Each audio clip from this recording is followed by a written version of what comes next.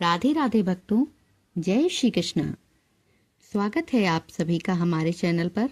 भक्तों, कल के 9वें अध्याय में हमने जाना था कि कैसे राजा दृढ़धनवा ने अपने पूर्व जन्म में पुरुषोत्तम मास का उपहास उड़ाया था, जिसके कारण उनके पितर आज भी देवलोक में तड़प रहे हैं।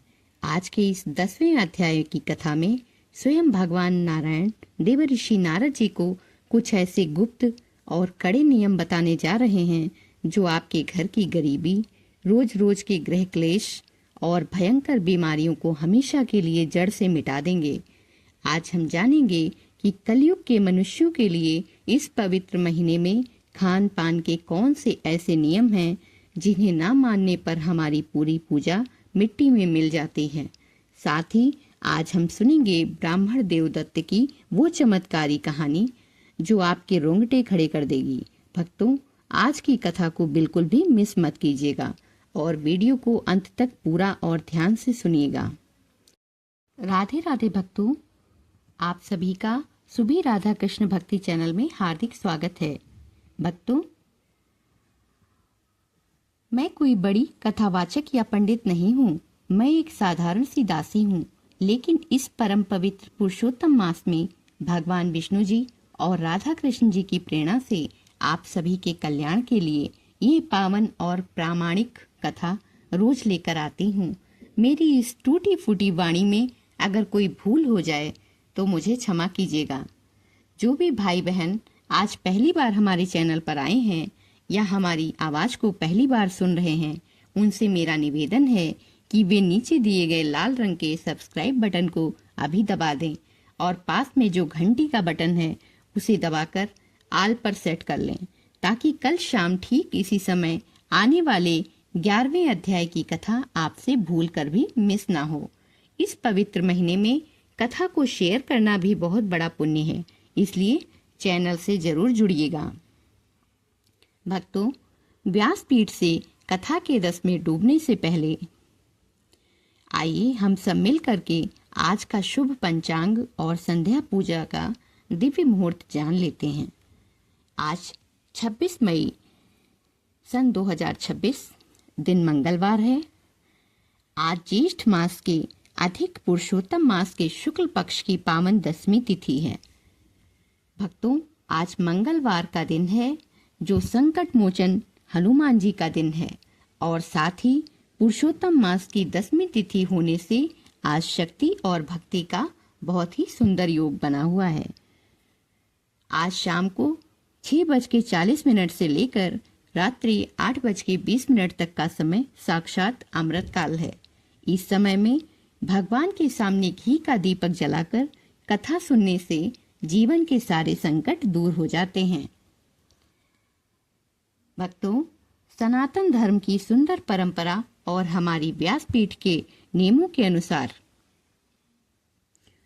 किसी भी पावन पुराण या महात्म्य की कथा की शुरुआत करने से पहले साक्षात नारायण जी और मां सरस्वती जी का वंदन करना अनिवार्य माना गया है। आइए अपने चंचल मन को शांत करते हैं, अपने दोनों हाथों को जोड़ते हैं और उस परम ब्रह्म चराचर जगत के स्वामी श्री हरि विष्णु जी के पावन चरणों का ध्यान धरते हैं, जिन्होंने इस संपूर्ण सृष्टि की रचना की है। उन्हीं प्रभु की आज्ञा लेकर और व्यास जी महाराज को नमन करते हैं। आइए हम सब मिलकर इस परम मंगलकारी श्लोक का गान करते हैं। नारायणं नमस्कृत्य नरं चैव नरोत्तमं देवीं सरस्वतीं व्यासं ततो जयमुदीरयेत्।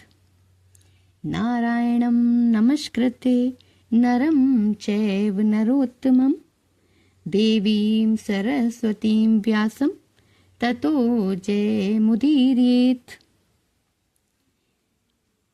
हरे कृष्णा कृष्णा कृष्णा हरे हरे, हरे कृष्णा कृष्णा कृष्णा हरे हरे, हरे रामा रामा रामा हरे हरे, हरे रामा रामा रामा हरे हरे। गोविंद बोलो हरि गोपाल बोलो, गोविंद बोलो हरि गोपाल बोलो, गोविंद बोलो, हरि गोपाल बोलो, राधा रमण हरि गोपाल बोलो, राधा रमण हरि गोपाल बोलो, हरि गोपाल बोलो, हरि गोपाल बोलो।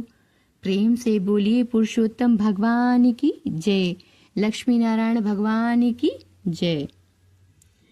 तो भक्तों, आइए विस्तार से अब कथा का शुभारंभ करते हैं। हे सौनक आदि ऋषियों, अब आप सब अपने मन को एकाग्र करके 10वें अध्याय की इस परम पवित्र कथा को सुनिए।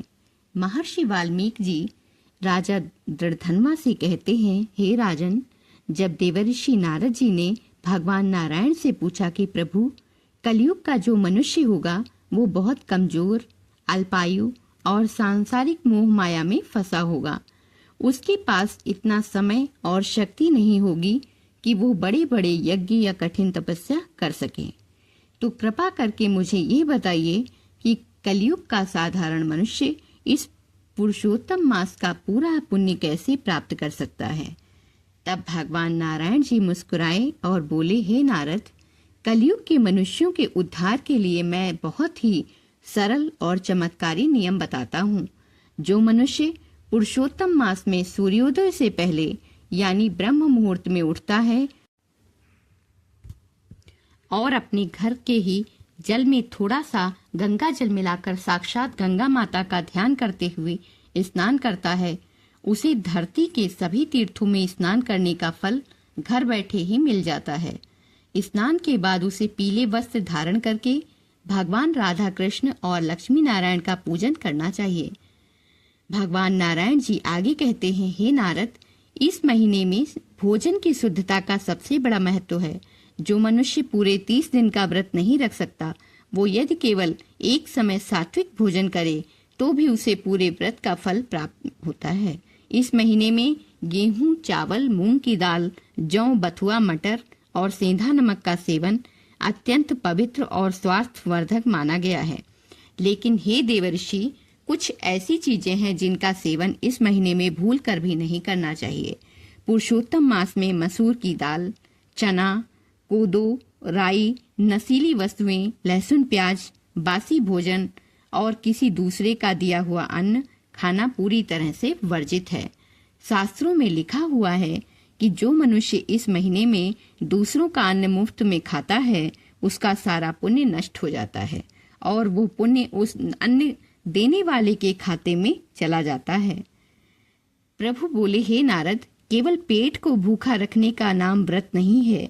इस महीने में अपनी इंद्रियों को वश में रखना, जमीन पर चटाई बिछाकर सोना, कम बोलना, किसी की निंदा न करना और हर जीव पर दया करना ही इस महीने का असली नियम है।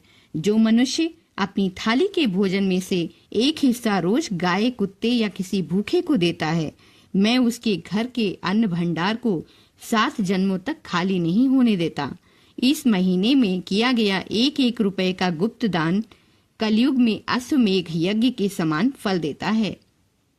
भक्तों, आइए अब इस अध्याय के नियमों को गहराई से समझने के लिए एक अत्यंत प्राचीन और सुंदर कथा सुनते हैं, जिसे देवदत्त ब्राह्मण की कथा कहा जाता है। महर्षि वाल्मीकि जी राजा दृढ़धन्वा से कहते हैं, हे राजन, जैसा खाए अन्न वैसा होवे मन। इस बात को समझाने के लिए सुनो। प्राचीन काल में नर्मदा नदी के तट पर देवदत्त नाम के एक परम प्रतापी और सदाचारी ब्राह्मण रहते थे। वे त्रिकाल संध्या करते थे और कभी किसी का बुरा नहीं सोचते थे। एक बार उनके जीवन में पुरुषोत्तम मास का पवित्र महीना आया। देवदत्त ब्राह्मण ने पूरे नियम के साथ व्रत रखने का संकल्प लिया। वे केवल एक समय स्वयं अपने हाथों से बनाया हुआ सात्विक भोजन करते थे। एक दिन उनके घर पर एक बहुत बड़ा धनी सेठ आया, जो असल में अधर्म की कमाई करता था और लोगों को धोखा देता था। उसने ब्राह्मण देवदत्त की सादगी देखकर उन्हें प्रणाम किया और सोने के बर्तनों में बहुत ही स्वादिष्ट और कीमती भोजन अन्न उनके सामने लाकर रख दिया। सेठ ने कहा, हे ब्राह्मण देवता, इस पवित्र महीने में मैं आपको यह भोजन दान करना चाहता हूँ। कृपा करके इसे ग्रहण कीजिए। ब्राह्मण देवदत्त पुरुषोत्तम मास के उस नियम को भूल गए जिसमें दूसरों का अन्न खाने की मनाही थी। उन्होंने उस भोजन की सुगंध और सुंदरता देखकर उसे ग्रहण कर लिया। भक्तों, चमत्कार देखिए, जैसे ही वो दूषित और पराये अन्न का पहला निवाला ब्राह्मण देवदत्त के पेट में गया, उनकी बुद्धि तुरंत भ्रष्ट हो गई। रात को जब वे सो गए तो उनके मन में भगवान का ध्यान आने के बजाय चोरी करने के विचार आने लगे।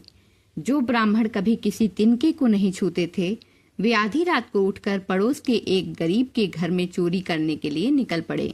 जैसे ही वे चोरी करके बाहर निकले, पहरेदारों ने उन्हें पकड़ लिया। राजा के सामने जब उन्हें लाया गया तो सब हैरान रह गए कि इतना बड़ा विद्वान ब्राह्मण चोरी कैसे कर सकता है। तब देवदत्त को अपनी भूल का एहसास हुआ। उन्होंने रोते हुए कहा, यह मेरा दोष नहीं है, यह उस पापी सेठ के अन्न का दोष है जो मैंने पुरुषोत्तम मास के नियम को तोड़कर खाया था। ब्राह्मण ने राजा से अपने लिए सजा मांगी और वन में जाकर बिना कुछ खाए पिए कई दिनों तक भगवान विष्णु जी के सामने रो रो कर पश्चाताप किया।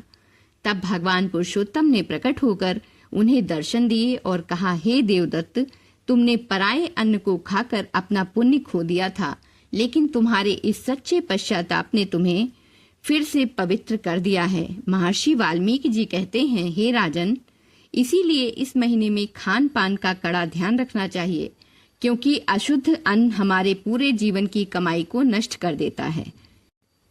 राधे राधे भक्तों, व्यासपीठ से सूत जी महाराज कहते हैं कि इस पावन 10वें अध्याय को पूरी श्रद्धा से सुनने से मनुष्य के जीवन में ये दिव्य लाभ मिलते हैं।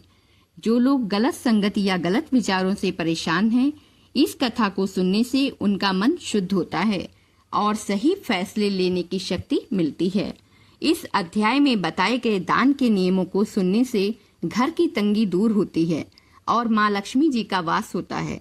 अनजाने में खाए गए अशुद्ध भोजन या बासी भोजन से जो शरीर और आत्मा को दोष लगता है, वो इस कथा के प्रभाव से नष्ट हो जाता है। तो भक्तों, ये थी पुरुषोत्तम मास के 10वें अध्याय की परम पवित्र और विस्तृत कथा। ब्राह्मण देवदत्त की इस कहानी से हमें यही सीख मिलती है कि हमें इस पवित्र महीने में अपने खान पान और अपनी संगति पर पूरा नियंत्रण रखना चाहिए। अगर आप चाहते हैं कि आपके घर में सुख, शांति, समृद्धि और अखंड लक्ष्मी जी का वास हो, तो देर मत कीजिए, हमारे चैनल को अभी के अभी सब्सक्राइब कर लीजिए और घंटी वाले बटन को दबाकर आल पर सेट कर लीजिए, ताकि कल शाम ठीक इसी समय आने वाले 11वें अध्याय की महाकथा आपसे भूलकर भी मिस ना हो। इस वीडियो को एक पुण्य का काम समझकर अपने परिवार और दोस्तों के साथ व्हाट्सएप पर ज्यादा से ज्यादा शेयर कीजिएगा, क्योंकि इस पवित्र महीने में कथा का प्रचार करना भी बहुत बड़ा दान है। कमेंट बॉक्स में पूरी श्रद्धा के साथ राधे राधे या जय लक्ष्मी नारायण जरूर लिखिएगा। मिलते हैं कल अगले अध्याय में। तब तक के लिए जय श्री कृष्णा, राधे राधे।